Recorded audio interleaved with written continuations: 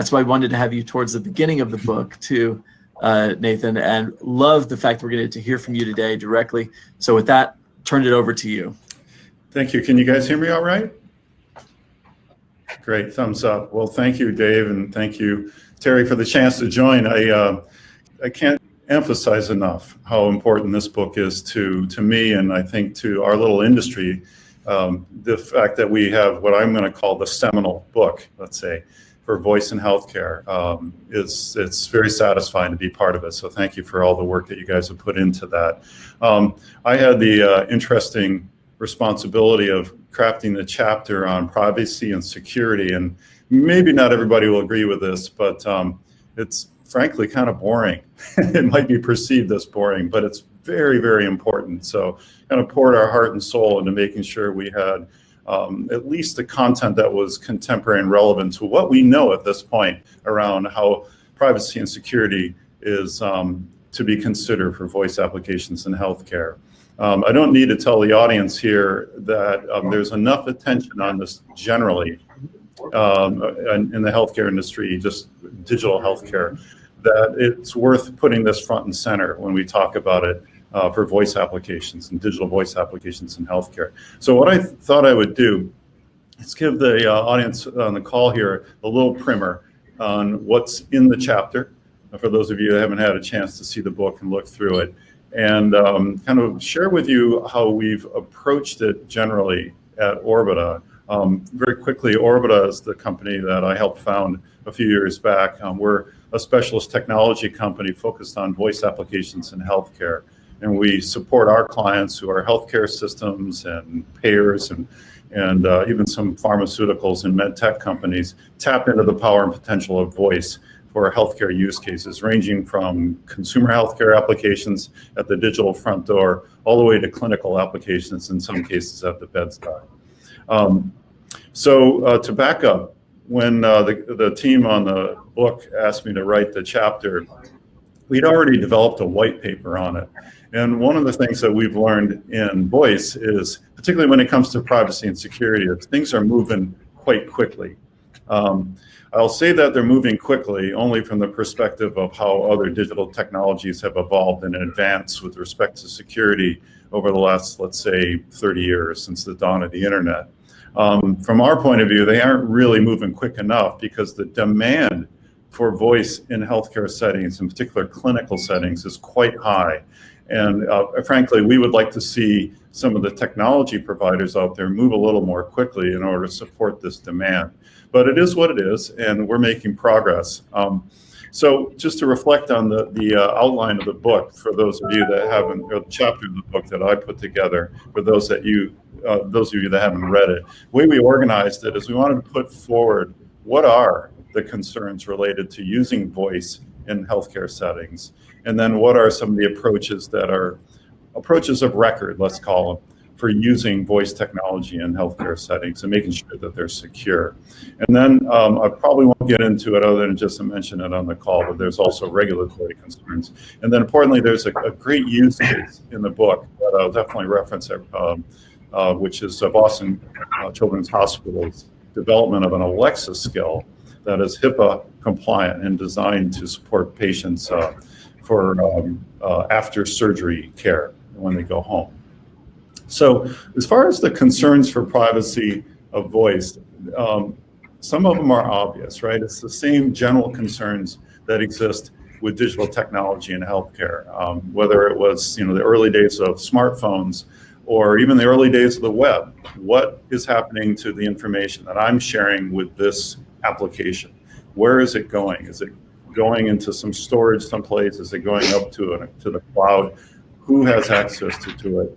What might they be doing with it, and what nefarious things could potentially happen to it if somebody gets it and it gets into the wrong hands? Those are the general concerns.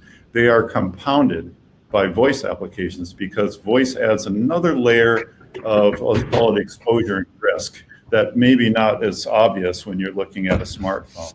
What's interesting about voice is that a lot of us are using voice on our smartphone now.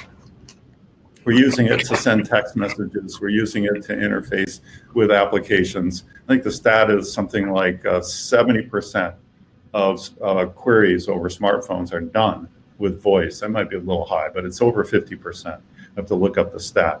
So voice is being used. Forget smart speakers, forget Alexa, just on smartphones. They're being used every day with high volume. So, but what happens with voice is that because you're communicating to a device through a distance, voice has no boundaries, right? It can penetrate walls if you speak loudly enough. It can be overheard. So the first point of concern is right at the point of the interface. Now, if you're in your own home, in a room speaking to a smart speaker, maybe those concerns aren't so severe, but take yourself out into the public or go into a clinical setting, maybe a hospital room, then we have a concern about what the smart speaker might hear or what somebody walking around you might hear when you're trying to communicate to the smart speaker. So that's the first point of risk. And the mitigation options for that are many and varied, and I describe a few context-based controls that you can put in place in the book, in the chapter in the book. The second point of concern is more related to the service providers, the Amazons, the Googles, the other providers that are providing the platforms for these voice-assisted devices on which third parties are developing these voice skills. We're one of them, as are a number of agencies and healthcare organizations around the world. They're tapping into the power and potential of technologies like Amazon Alexa, Google Assistant to build these compelling conversational voice-first applications. But because they're building on these platforms, they are subject to the technology these platforms use to manage and control and secure the data that's going through these applications. And it's fair to say that when first launched, technologies like Amazon Alexa really weren't ahead of the game with respect to what the implications are for doing this in a healthcare setting. They've kind of had to start backing into supporting and managing the risk associated with using Alexa in a healthcare setting. And I talk a little bit in the chapter in the book about what Amazon is doing as much as we're able to communicate and as much as Amazon has communicated publicly. And that was when we did the first edition of that chapter. That was back probably 3 or 4 months ago. It's been updated. So this is a very quick moving world. I'll defer to Dave and Teri to talk about this, but I think the plan with this book is to continually update it. And I've already got updates ready to put into the chapter just based on what's happened over the last 3 to 4 months. But just to finish the thread on what Amazon and Google mean to these voice applications. Well, these technologies, these platforms store data in the cloud. And there is concern that that data may somehow get exposed and protected health information may somehow get exposed. So in order to mitigate that, these vendors have had to respond with options, either respond or just say, we're not going to support these kind of applications. And depending on who you talk to is one of those two categories. Alexa and Amazon, to their credit, are trying to respond and to provide options to healthcare organizations who want to take advantage of the Alexa platform. Back in April of last year, they announced a HIPAA-eligible version of Alexa, which is right now still available in a limited form to a very small set of healthcare systems and agencies that are working with them. But the signs are on the wall, and they're making a move in that direction. The velocity of how quickly they move is the main question. So just one final point, and then we'll open it up to questions. The HIPAA regulation that we have in this country is hopefully well known and understood by the participants on this call. But for those of you who are new to it, it sets up a set of requirements for securing the privacy or ensuring privacy and security of healthcare data for individuals. And it's just a whole set of rules, privacy rules and security rules for ensuring that data is secure. There's a lot more to it than that. But it sets the tone. It's not a certification. It's not a set of obligations that are codified that you can say I'm doing or not. It's basically a set of guidelines that you're expected to adhere to in order to be compliant with HIPAA. So I realize that's a little bit vague, but the main point here is that it's one set of regulations that any voice application needs to comply with if it's involving clinical data. That's information about the patient that includes some medical information, like information about my medical record with an identification of who I am. If that's part of the application, it is subject to the regulations of HIPAA. So in the book, we talk about what the HIPAA regulations are, what needs to be in place from a contractual point of view to make sure you're compliant. And then we talk about a few other regulations. In Europe, it's GDPR. And then every large healthcare organization has their own set of requirements. There are things that HIPAA covers, and there are things that HIPAA and GDPR really don't completely cover. And we talk about that a little bit in the chapter in the book. So I could go on for quite a bit more, respectful of the time. I want to just make sure if there are questions. Wonderful. And happy to answer them. Thank you so much, Nate. There's a question here. I'm going to throw this one up on the screen so we can all see it.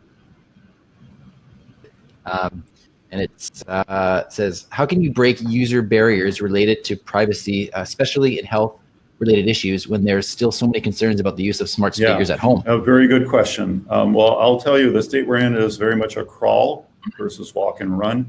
Right now, my company is engaged with about 20 healthcare systems who are exploring using voice assistants in the facility, at the bedside.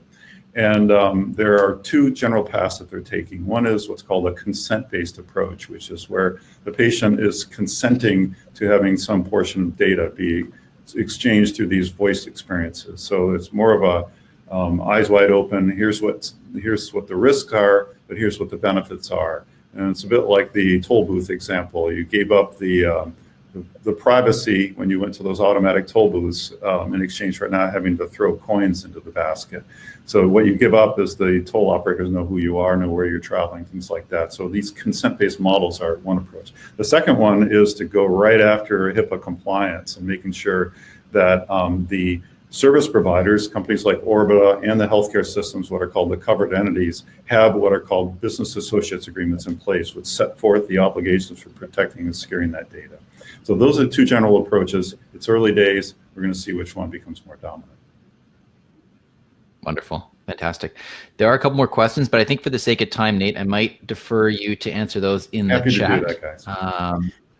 And then I think we can move on. But pick your best question Nate, for us too, Nate, and send me a okay. DM too, so that we can get somebody a free copy of the book as well too. So thank you so much for doing this. We value your expertise and your partnership in this, and it's been great having you on board for this as well too. So thank you. Thank you, guys. Sorry we couldn't see each other in Orlando. Hopefully soon. We'll celebrate virtually. Okay. Yeah. Sounds good.